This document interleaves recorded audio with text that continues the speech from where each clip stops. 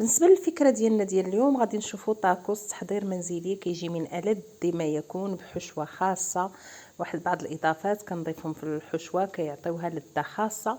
بالنسبه ليا اول حاجه غادي نعجن الخبز ديال الطورتيلا او الخبز ديال الطاكوس. غادي ناخذ كميه من الدقيق ديال الفورس، غادي نضيف عليها واحد الكيس ديال خميره كيماويه من فئه 8 غرام. ثم غادي نضيف واحد المعلقه ديال السكر حبيبات، سكر سنيده.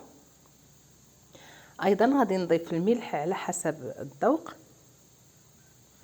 ثم غادي نضيف واحد نصف كاس ديال زيت الزيتون. بالنسبه لزيت الزيتون اللي ما كيحبش المذاق ديال زيت الزيتون يمكن له انه يستعمل زيت نباتيه او لا يستعمل نصف كاس ديال الزبده دايبه. كنديروا الزبده حتى كتطلق هذاك المذاق ديال الزبده، وعاد اللي كنديروها حتى هي كتعطي واحد المذاق مزيان. ثم عندي هنايا كاس ديال الحليب غادي نحطو على جنب حتى غادي نرمل هذاك الدقيق. غادي نرمل هاد الدقيق مزيان مع زيت الزيتون حتى يترمل معايا. عاد اللي غادي نضيف هاد الكاس ديال الحليب وما تبقى غادي نضيفو ماء فقط. هي غادي نمزج هذاك الزيت مع الدقيق مزيان، وغادي نضيف هاد الكاس ديال الحليب دفعه واحده. ثم ما تبقى باش يتجمع ليا العجين غادي نضيفو ماء عادي دافئ على هذا الشكل.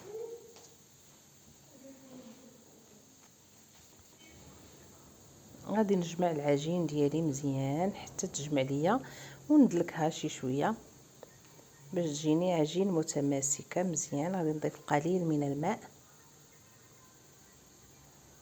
ونستمر في عجن الخليط.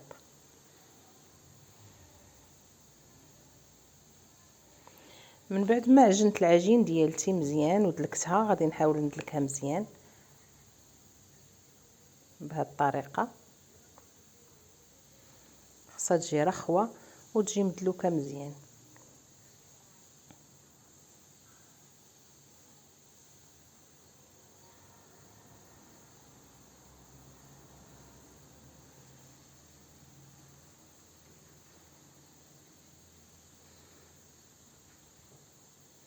من بعد ما دلكات العجين ديالتي مزيان غادي نديرها بالشكل طويل. ثم غادي نجيب واحد السكين وغادي نقطعها قطع صغيره باش نكون منها كرات صغيره. غادي نمسح سطح العمل ثم ناخذ العجين ديالي نحربلو بشكل طولي باش تسهل عليا المأموريه. ثم نقطعوا العجين بالكامل قطع صغيره، كل قطعه نشكلها على شكل خبيزه صغيره على هذا الشكل ونحطهم جانبا.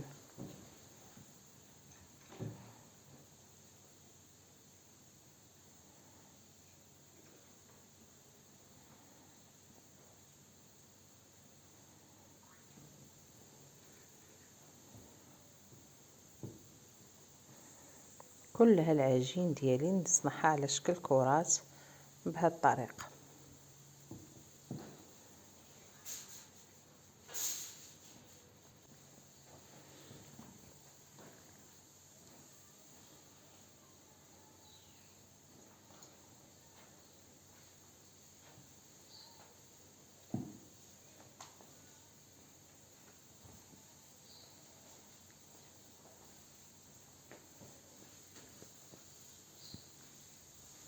غادي نستمر حتى نكملهم بالكامل.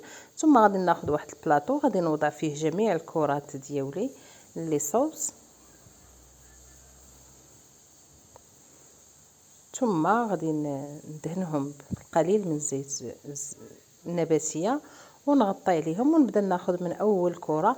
بالنسبه لهذه العمليه اللي بغى يصاوب هذا الخبز ويديروه في الثلاجه فيما بغى يصاوب في اخر لحظه يبغي يصاوب الطاكوس ديالو، بالنسبه اللي عنده الوليدات ولا اللي تيحبوا ياخذ ويلقى الخبز راه واجد فقط يصاوب غير الحشوه.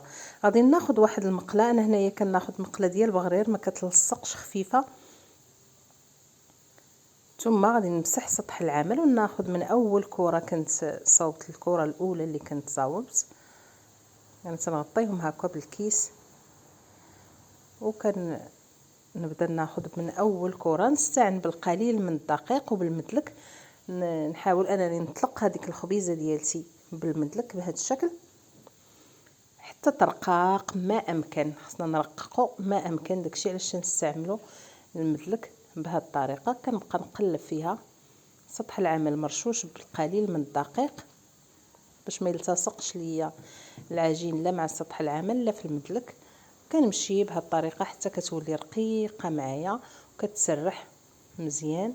عاد اللي كنوضعها في المقله باش طيب، ضروري انها تكون رقيقه بزاف.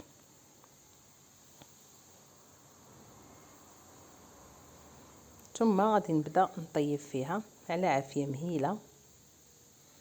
في نفس الوقت غادي نحط الخبيزه الاولى، ثم نستعن بالدقيق ونمشي لعند الخبيزه الثانيه هذيك تطيب وانايا كنسرح بالمدلك في الخبيزه الثانيه.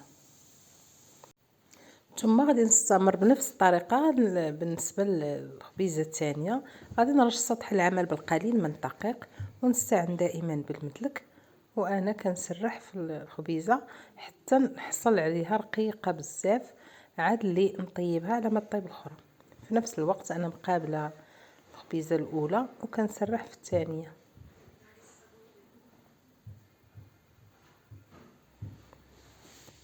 كنخلي العافيه على مهل، كتجي على هذا الشكل تقريبا. ها هي صبحات ناضجه معايا.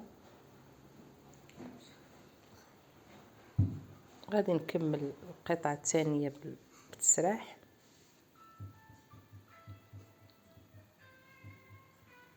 بهذا الشكل.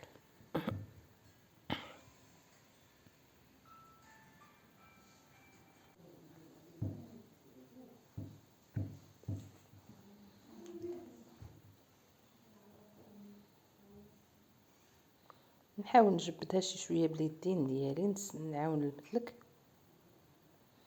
هذا الشكل ديال الخبيزه ديالي بعد ما طيب هو هذا. كنشكلها كيف ما بغيت. غادي نستمر بنفس الطريقه حتى نكمل كلها الكميه اللي عندي. عاد اللي غادي ننتقلوا ان شاء الله نشوفوا الحشوه باش غادي نعمر هاد الخبز ديال التورتيلا ولا الخبز ديال الطاكوس. شوفوها مجموعين. غادي نسرح هذه شي شويه ونحطها في المقله. ثم غادي ناخذ واحد المنديل وغادي نرتب فيهم كل هذا الخبز ديالي اللي خبزته. غنديرها باش يبقى محتفظ على الطراوه ديالو. من بعد ما نكمل كلهم الخبيزات ديالي غادي ناخذ واحد القطعه ديال الملفوف او واحد النصف ديال الملفوف المكور. ثم غادي نبقى نقطعها شرائح على هذا الشكل. غادي نحاول نقطعها رقيقه كتجي ممتازه. كيجي خبز الطاكوس بهذا الملفوف ممتاز كفكره مغايره. اللي بغى يكتفي فقط بالبصل وما كيحبش الملفوف يمكن له ان يكتفي فقط بالبصل.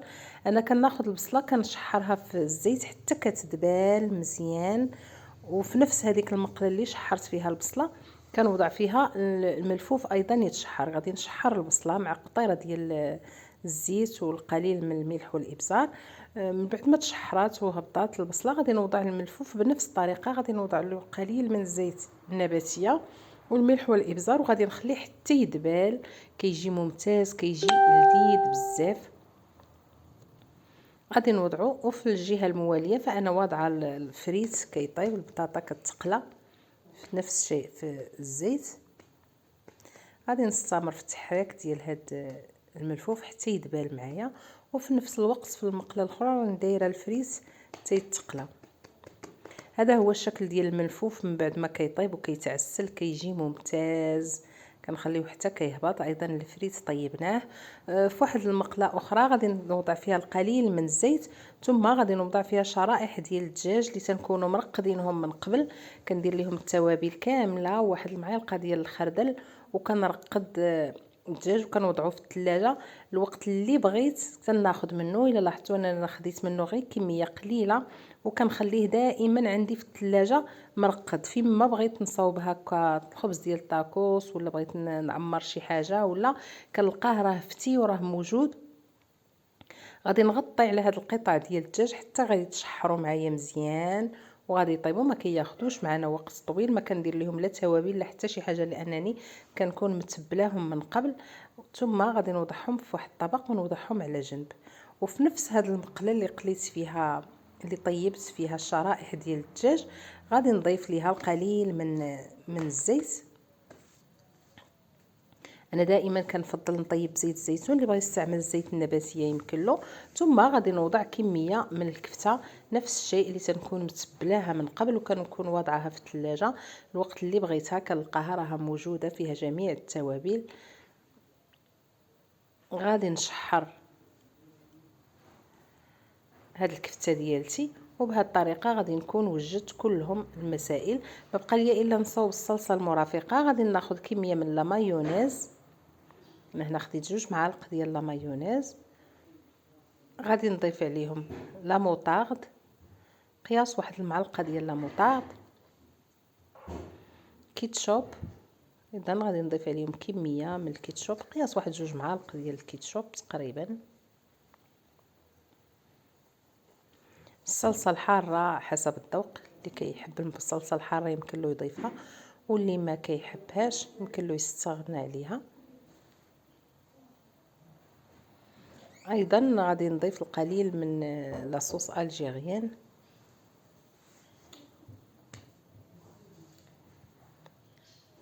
دائما هاد الصلصات تيكونوا على حسب الذوق، اللي ما كيحبش شي صلصه يمكن له يستغنى عليها. كنديروا واحد مزيج من هاد الصلصات. غنحاول اني نخلطو مزيان. من بعد ما نخلطو غادي نرجع لهداك الخبز ديال الطورطيلا اللي كنت صاوبت من قبل. هو هذا هو الشكل ديالو. علاش كنحصلو كيتشكل معنا بسهوله وكيجي ممتاز وسهل. الا لاحظتوا معايا ان ما فيه شي عناء كبير، كنكونوا محضرينه من قبل وواضعينه في الثلاجه. هو هادو من الخبيزات ديالنا، كيقدروا يبقاو معنا حتى الاسبوع في الثلاجه، ما كيفسدوا ما حتى شي حاجه، يمكن لينا نستعملوهم يوميا. غادي ناخذ غادي نشعل الاله ديال البانيني ديالتي، ثم غادي نغلفها بواحد دائما انا كنستعمل هاد ورق الطهي باش تبقى ليا نقيه المقله ديالي، ما كتوسخش. الاله ديال البانيني كنغلفها من الجوايه بجوج. ثم غادي ناخذ هذاك الخبز ديال الطورطيلا اللي صاوبنا مجموعين، غادي ندير فيه واحد المعلقه ديال هذيك لاصوص اللي صاوبنا في الاسفل. كنوضع جميع المسائل حدايا باش كتجيني سهله. عندي الفرماج محكوك، هنا عندي الجبنه ديال الموتزاريلا صنع منزلي دائما. غادي ناخذ كميه من هذاك الفريت، ثم غادي ناخذ القليل من هذاك الملفوف، ايضا القليل من البصل. نوضع الكفته كميه قليله، ثم غنوضع بعض الشرائح ديال الدجاج. هادو هما المسائل. ثم بالنسبه للتشكيل ديال الخبز ديال الطاكوس، كل واحد غادي يشكلو كيف ما بغى. يمكن لكم ان تكتفيو فقط غير بهذوك 2 تنيات ونوضعوا، كما يمكن لينا اننا نصاوبوه على شكل مستطيل بهذه الطريقه ونطيبوهم. كيجيو من ألذ ومن اروع ما يكون. كل قطعه شكلتها فانا غادي نحطها في الاله ديال البانيني باش طيب. غنحاول معاه على هذا الشكل باش يتلوى. بالنسبه لهاد التنيه كل واحد على حسب اللي بغى. غادي ناخذ واحد الخبيزه واحده اخرى ديال خبز الطورطيلا، غادي نوضع فيها القليل من الفرماج. نسيت ما درتش الصلصه، ولكن غادي نديرها دابا، ما كاين حتى شي مشكل. ونوضع جميع لي زانغريديون، قليل من الشرائح ديال الدجاج، الكفته، الفريت. نوضع الفريت ثم البصل وليشو. بالنسبه لهاد ليشو كيجي لذيذ بزاف، كيجي معتبر. غادي تجربوه ما تبقاوش تقدروا تستغناو عليه. ثم نلوي الخبز ديال الطاكوس ديالي حتى نكمل كلها الكميه اللي عندي.